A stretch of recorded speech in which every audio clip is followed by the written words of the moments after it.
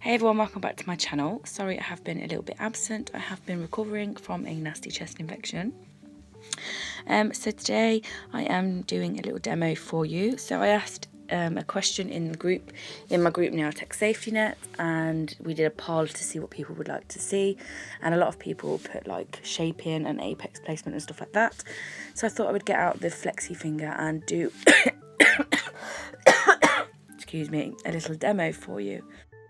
So I've started off and I have applied a tip to this flexi finger because I have found that sculpting forms on this finger don't seem to fit as flush as I would like them, but it is my first go with it. I haven't really properly played around, so I will do that when I have a little bit more time to have a go. So I started off with a bead at the free edge. This is where I would always start my application, even if I was sculpting.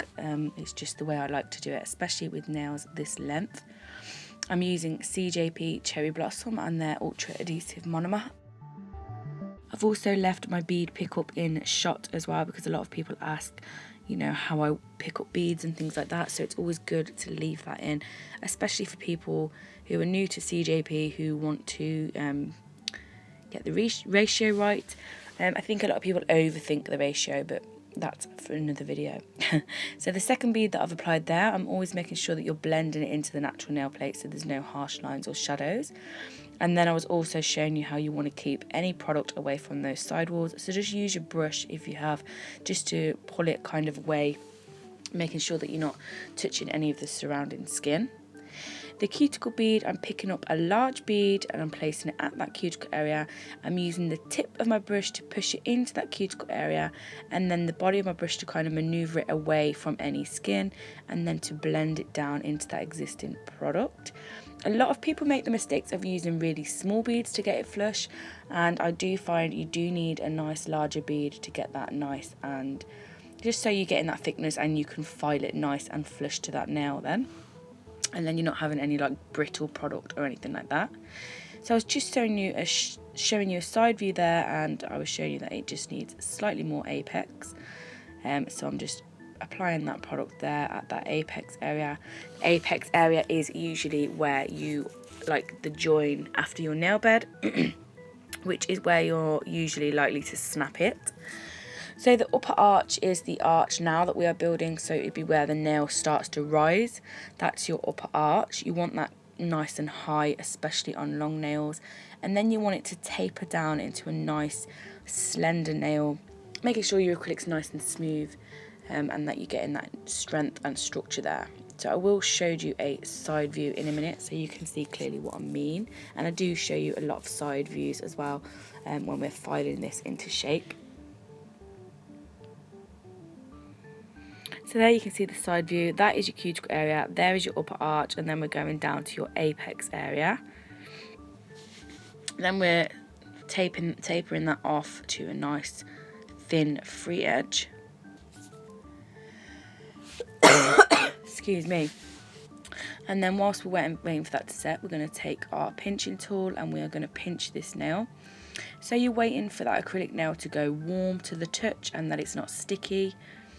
And then you're just going to pop on your pinching tool, and if the nail you find is really long, use your pinching tool, and then when you take your pinching tool off, just go in at the tip and pinch it with your fingers or your thumbs, which I also show you in a moment there, just giving it an extra pinch there right on that tip. So now we're going to file, and I'm showing you sides. We're going to put your file right underneath that sidewall, make it really nice and flat, and then we're going to contour that file upwards so it is really straight. You want super straight sidewalls, so you want your file to be super straight. So there are my sidewalls, and then I'm going to flat file that tip. I just find you get a more square, nice, even, flat finish.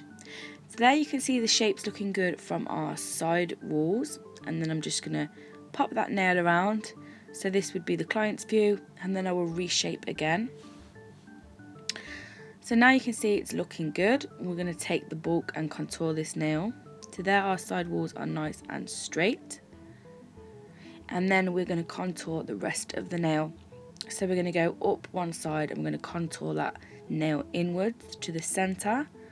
So removing any bulk from those side walls and making it all central, making sure that it's nice and uniform and flowing from every single angle, and there's no harsh lines or dips in the nail. Keeping your file flat, so you're naturally shaping that free edge as well. And then we're going to go around the cuticle area. So we're going to keep our file nice and flat. And then we're going to get it up at an angle to get into that side wall, into that cuticle area, sorry. So we're not taking away our upper arch or our apex. And then we're just going to contour our upper arch and apex in, so it's nice and flush all around. I hope any of this is actually making any sense to anybody and I'm not just rambling a load of crap. So every time you make adjustments on your nail or the shape, make sure you're going in and reshaping the whole nail. So there you can see our cuticle area is nice and flush. We have our apex there, we've got a nice arch, we have structure. Our free edge is nice and flat, and I'm just showing you there how you can go upwards with your file as well to make sure that it's that curve to the nail is all nice and flush. So when you're happy with your nail, you're going to check it from all angles as you would on any client.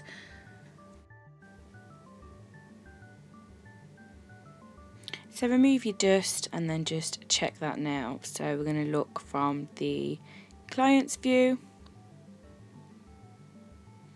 a side view, flush cuticle, nice up arch, going down to apex. There's down the barrel of the nail as well. You're looking for credit card thickness. You want it nice and flush. So if you do see any imperfections, just go ahead. Don't be afraid to go in with your file and just perfect it. Nice straight side walls, a nice straight nail. So now I'm just going to do a little design on this nail because I thought, well, why the hell not? A lot of people have been doing this neon smoky effect nail, so I thought whilst I've got the finger out, I will go ahead and demo that for you. So I'm going in with Madam Glam black gel polish. You can use any black gel polish, even better if you have a black tack-free gel polish, because then you're not going to have to add any more layers. But this is not a tack-free one. So I'm just painting that on the nail, and I will cure this for around 90 seconds. It is a 30-second cure, but with black, because it's dark, it's really hard for the LED lights to penetrate. A lot of people get, bubbling and too thick because the black hasn't cured properly. So just make sure you're giving it an extra cure in your lamp. Then I'm going in with the gel bottle top coat. This is a no wipe top coat, and then I'm going to cure this in the lamp for 30 seconds, and I'm just blotting off the excess on that shape because I don't want to lose the shape. I'm now using CJP Pop It, and this is like a super sticky white gel polish. Fabulous for exactly this, for pigments and stuff like that, foils. And I'm just taking my Crystal Nails Barbara 2 brush, and I'm just going to do like a swipe along the nail. There's no method to this, just literally painting on a random swirl.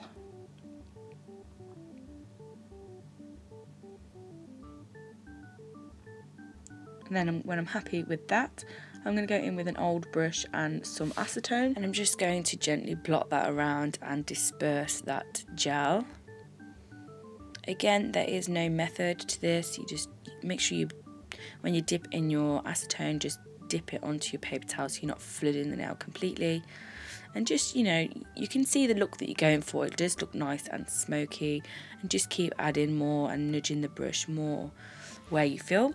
So because I don't have any pigments to hand, I am just using my neon acrylics. These are from CJP, and they work just as well as any pigments.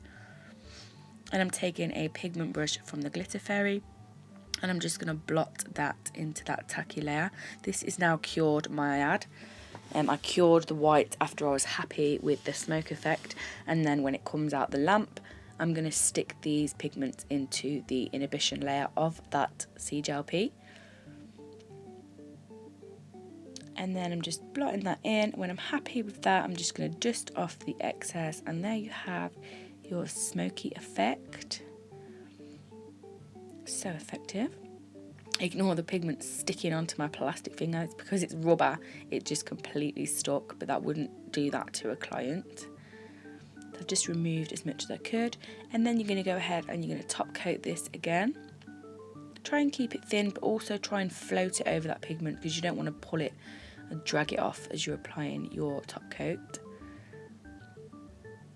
And then I'm going to cure this in the lamp for 60 seconds just to ensure it's all fully cured all the way through. And then on a client you would obviously apply your cuticle oil, but that is the finished result. I hope you learned anything from this video. If it was helpful, then hit the like button. If you're not already subscribed to my channel, please do. I would love it. It means the world to me. Thank you so much for watching, and I'll see you all again in the next one. Bye!